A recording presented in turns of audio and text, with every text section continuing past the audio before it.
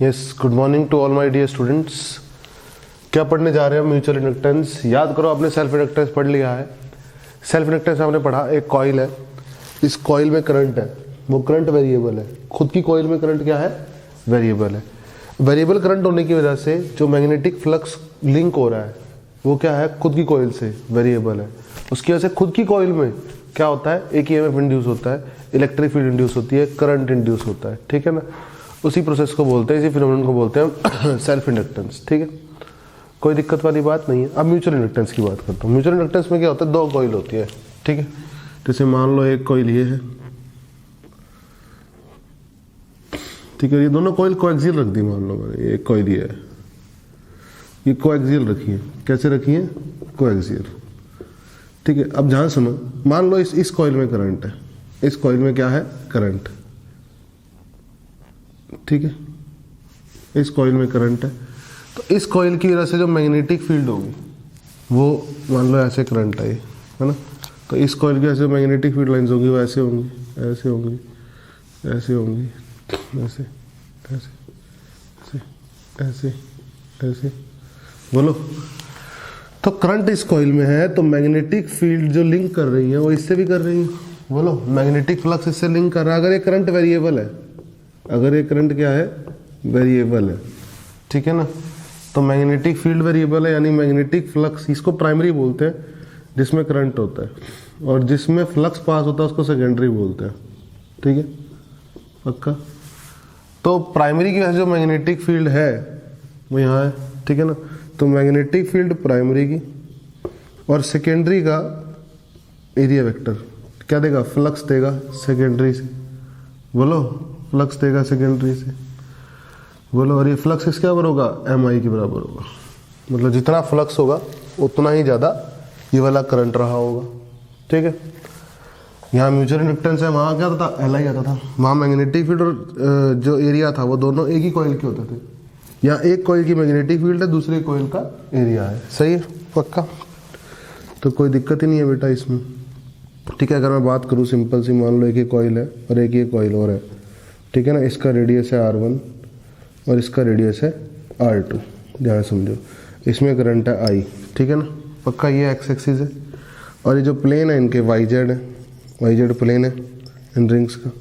ठीक है, और ये दोनों रिंग्स कोएक्सियल है। तो अगर भी बात की जाए तो यहाँ पर मैग्नेटिक फील्ड आएगी μ0 I/2R1। ठीक है, और एरिया आएगा πr2 का square. This is what? MI। M से M कट जाएगा, I से I कट जाएगा। I से क्या कट जाएगा बेटा? I। This is coefficient of mutual inductance. This is what? Coefficient of mutual inductance. ठीक है, हम क्या चाहते हैं कि लीकेज कम से कम हो। लीकेज कम से कम होने का मतलब क्या है? जैसे ये मान लो ये करंट कैरिंग लूप है। ठीक है ना? तो इन दोनों का रेडियस लगभग क्या होना चाहिए? सिमिलर होना चाहिए। Radius of both coil should be similar. Radius of both coils should be approximate similar, approximate similar।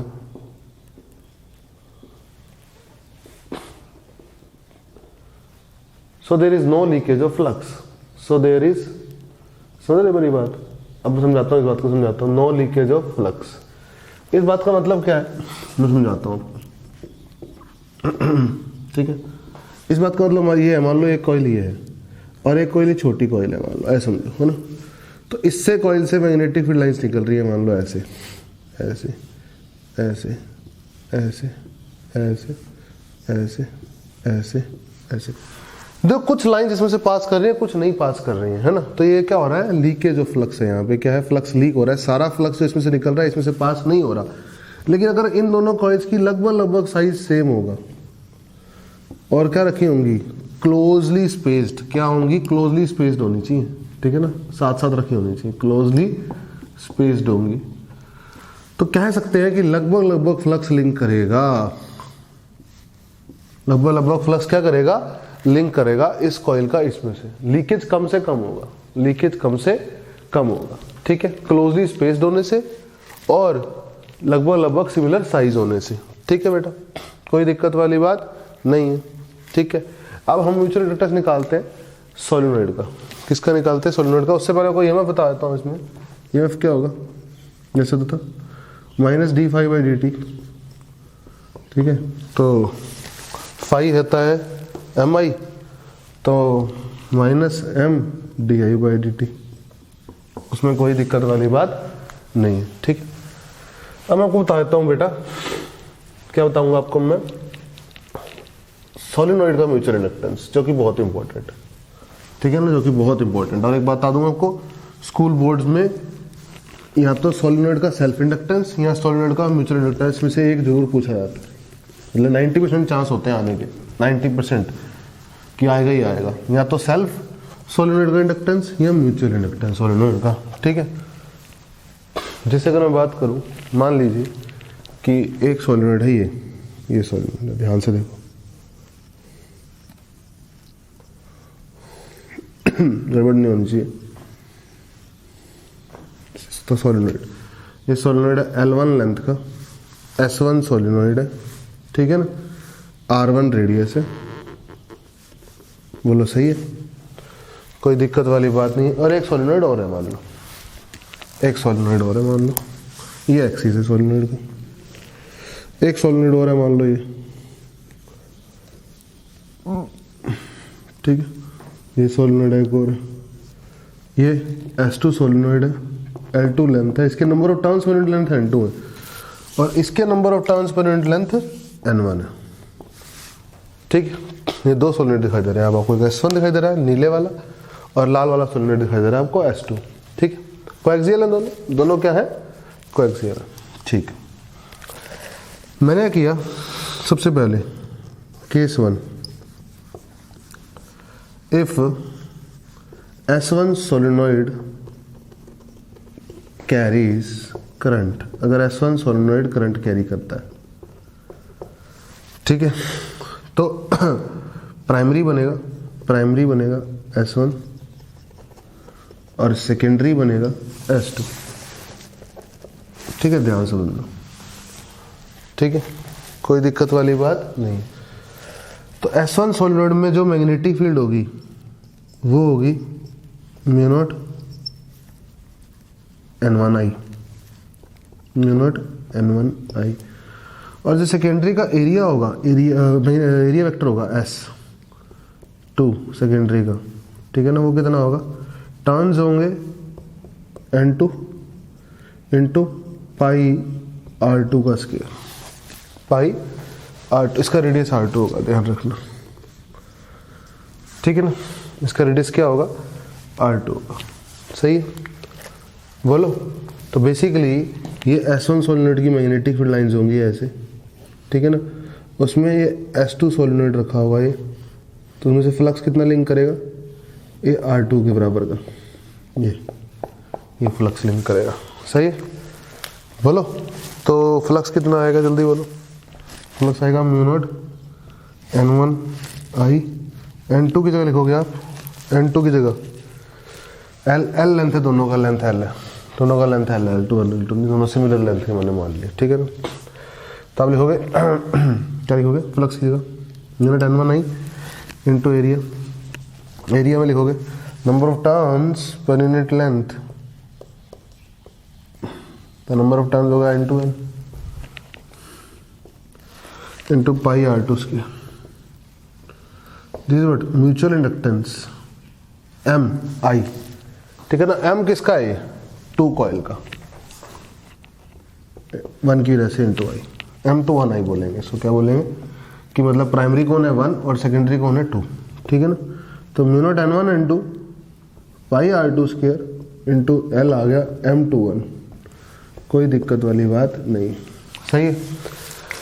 Case 2 पढ़ते हैं, जिसमें क्या होगा, जिसमें if S2 solenoid carries current, ध्यान समझो चीजों को, S2 सोलिनॉइड कैरीज करंट, तो S2 will become primary and S1 will become secondary. तो मैग्नेटिक फील्ड जो होगी वो होगी म्यू नॉट N2I, बोलो। अब ध्यान समझना चीज को, मैग्नेटिक फील्ड होगी म्यू नॉट N2 है ना। अब मैग्नेटिक फील्ड लाइंस जो होंगी वो इस सोलेनोइड की होंगी, इस सोलेनोइड की, ऐसे ये सोलेनोइड की मैग्नेटिक फील्ड लाइंस। और किस एरिया में से निकालना है आपने? आपने अब इस एरिया में से निकालना है, इस एरिया में से आपने फ्लक्स निकालना है। तो यहां पर जो फ्लक्स काउंट होगा वो इस एरिया का होगा, क्योंकि बाकी एरिया तो खाली पड़ा है ना सारा का सारा। अरे बोलो, सही बात है ना। लेकिन लिंक कितने टर्न से होगा वो इसके होंगे, टर्न्स होंगे इसके, लेकिन एरिया होगा इसका। बोलो ये बात समझ में आती है? बेटा मेरी बात सुनो, ध्यान से समझो। देखो सिंपल देसी सी बात आता हूँ आपको। मान लो इस हिस्से में मैग्नेटिक फील्ड है, मान लो 500 लाइन है, ये 500 है, ठीक है, सही है। अगर इसके अंदर अंदर मैंने किसी हिस्से मैग्नेटिक निकालनी है, लाइन कितनी है? तो 500 से कम है, जाहिर सी बात है, ठीक है ना। अब मान लो अंदर के टर्न है 10, तो एक टर्न से मान लो 100 है, तो 10 टर्न से 1000 हो गई, कोई दिक्कत वाली बात नहीं है। ये तो अंदर की कहानी होगी जिसमें हमने ये किया, ठीक है ना, कि मैग्नेटिक फील्ड क्या थी, पूरे हिस्से में थी। मैग्नेटिक फील्ड पूरे हिस्से में थी, है ना। मैग्नेटिक फील्ड तो ये सारे हिस्से में थी, लेकिन मुझे निकालनी S2 में से थी, लिंक करना था S2 में से। अब कहानी क्या है? अब कहानी ये है कि 500 लाइन है और मेरे को इसमें से निकालनी है। तो एक बात बताओ, इसमें से निकालो, चाहे इसमें से निकालो, चाहे इसमें से निकालो, लाइंस कितनी पास हो रही है? 500 ही पास हो रही है। अब इसके टर्न्स मान लो 10 है, तो कितनी हो गई? 5000 हो गई। टर्न्स तो देखो इसके काउंट हो रहे हैं, इस वाले लूप के, है ना। लेकिन एरिया किसका काउंट हो रहा है? इतने हिस्से का, क्योंकि इतने हिस्से का जो मैग्नेटिक फील्ड का एरिया है, लाइंस है, इतने हिस्से में ही है ना, इधर तो कोई है नहीं लाइंस, ठीक है। तो मैं बोलूंगा एरिया किससे काउंट होगा? एरिया में काउंट होगा N1, टर्न्स तो N1 के काउंट होंगे, लेकिन एरिया काउंट होगा πr2 स्क्वायर। इस बात को ध्यान लो, समझ में आई?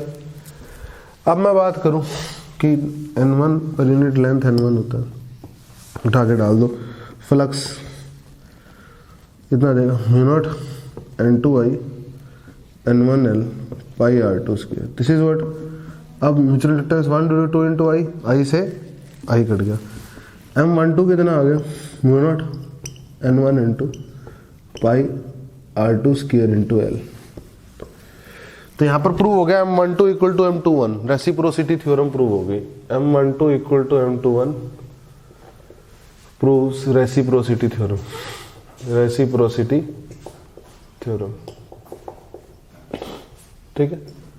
तो अगर रेसिप्रोसिटी थ्योरम का प्रूफ आएगा करके दिखाओ, तब भी आपने सोलिनॉइड की हेल्प से करना है, या फिर सोलिनॉइड का आएगा तब भी आपने दोनों करके दिखाने, ठीक है ना। कि सोलिनॉइड का म्यूचुअल इंडक्टेंस निकाल के दिखाओ, तो दोनों कॉइल से निकाल के दिखाना है। एक बार S1 करंट में मान के, S1 में करंट मान के, एक बार S2 में करंट मान के। होप करता हूं सबको अच्छे से समझ में आई होगी चीज।